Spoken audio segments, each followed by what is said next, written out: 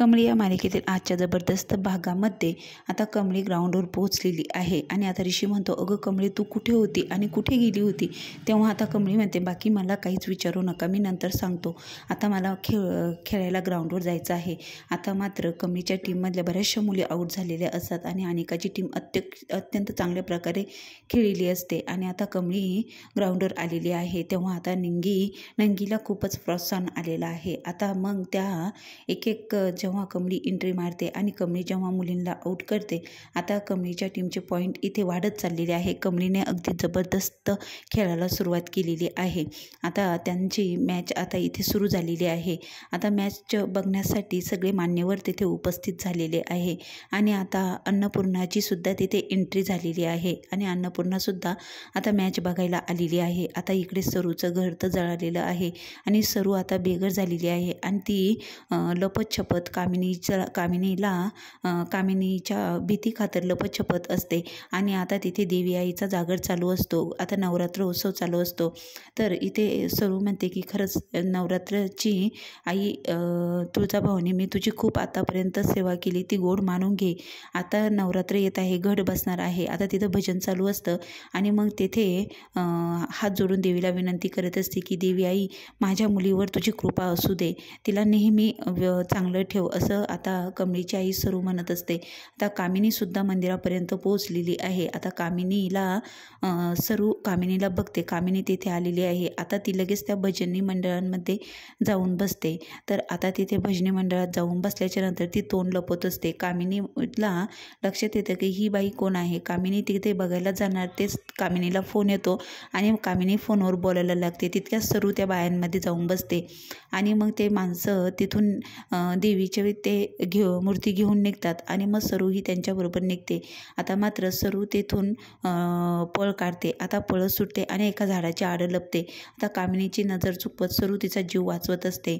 आता मात्र कामिनीच्या तावडीतून सरू सुटेल का? आता मात्र इकडे कमळीची जबरदस्त खेळाची टीम चालू असते आणि आता मात्र कमळीचे पॉईंट वाढत चाललेले असतात. तेव्हा अनिकाच्या टीममधली एक मुलगी आऊट होत असते. अनिका म्हणते, काय खेळता आहेत तुम्ही इडियट कुठल्या? मी आता तुम्हाला जेव्हा एंट्रीला मुलगी जाईल तेव्हा अनिका म्हणते की आता मात्र मला पॉईंट हवे आहे, मला काहीच सांगायचं नाही, काय खेळता आहे तुम्ही, लक्ष कुठे आहे तुमचं, इडियट कुठल्या? आता ती खूप चिडलेली असते आणि तिच्या टीममधल्या मुलींना ती खूप बोलत असते. आता मात्र कमळीची टीम अत्यंत चांगल्या प्रकारे इथे खेळत असते आणि मग कमळी जेव्हा शेवटच्या एंट्रीला जेव्हा जाते तेव्हा कमळीला इथे अनिका कमळीचा हात पकडते आणि खेचून घेते आणि मग इथे खेचल्यानंतर इथे अनिका कमळीच्या गुडघ्यावर लात मारते आणि तिला खाली पाडते. सगळ्या मुली कमळीच्या अंगावर तुटून पडतात.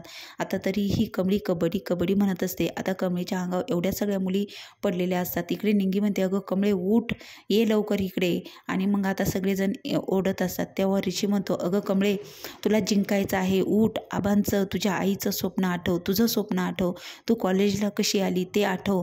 आणि मग कमळीला एक एक करून जेव्हा तिला शिक्षणासाठी काय काय परिश्रम घ्यावे लागले, आबांनी तिला कसं पाठवलं आणि ती मुंबईला शिक्षणासाठी कशी आली, हे सगळं आठवल्याच्या नंतर कमळीमध्ये एक शक्ती जागृत होते आणि मग जय भवानी म्हणत कमळी त्या मुलींना उलटंपालटं करून पाडते आणि फायनल मॅच कमळीने आता इथे जिंकलेली असते. अनिकाच्या नाकआउटीतून आता कमळीची मॅच जिंकलेली आहे आणि मस्त कमळीची टीम आता नाचत पळत सुटते.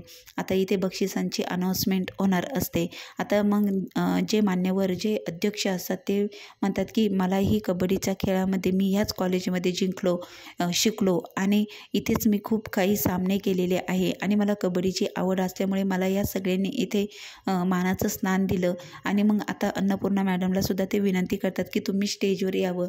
आता मात्र अनिकाची टीम हरलेली असते आणि अनिकाच्या टीमला सुद्धा तिथे ट्रॉफी घेण्यासाठी अनाऊन्समेंट केलं जातं. तेव्हा आता अनिका जात नसते. रागिनी म्हणते, जा आता मात्र खाली बघायला लावू नको, अनिका तू जा बरं पहिलीवरती, पाया पडू का तुझ्या. आता मग त्यानंतर अनिका जाते ट्रॉफी घ्यायला आणि आता अनिका ट्रॉफी घेऊन खाली येते. मग आता फर्स्ट विजेता जो आहे कमळीची टीम त्यांना अनाऊन्समेंट केलं जातं. तेव्हा कमळी स्टेजवर जाते आणि सगळ्या मान्यवरांच्या पाया पडते. हे बघून अन्नपूर्णाचा जीव भरून येतो आणि अन्नपूर्णाला अभिमान वाटतो त्या कमळीचा. आणि आता कमळीला ट्रॉफी देण्यात येत असते. तेव्हा कमळी म्हणते की मी ही ट्रॉफी नाही घेऊ शकत. ते म्हणतात की का नाही घेऊ शकत. तेव्हा आता अन्नपूर्णा म्हणते अगं कमळी का नाही घेऊ शकत, तू जिंकली आहेस. तेव्हा आता कमळी म्हणते की हो, माझ्याबरोबर अनिकाची टीमसुद्धा खूप छान खेळली आहे. तीही ह्याच कॉलेजची, आमच्याच कॉलेजची टीम आहे. त्यामुळे ट्रॉफी घ्यायचा अधिकार आम्हा दोघांनाही आहे. आणि मग इथे रागिनी म्हणते जा अनिका, आता राग मानू नकोस, जा ट्रॉफी घ्यायला. आता मात्र कमळीने मोठापणा दाखवत अनिकाला स्टेजवर बोलावून घेतलेला आहे. आता ऋषी आणि इकडे साहेबाला सुद्धा खूप आनंद झालेला आहे.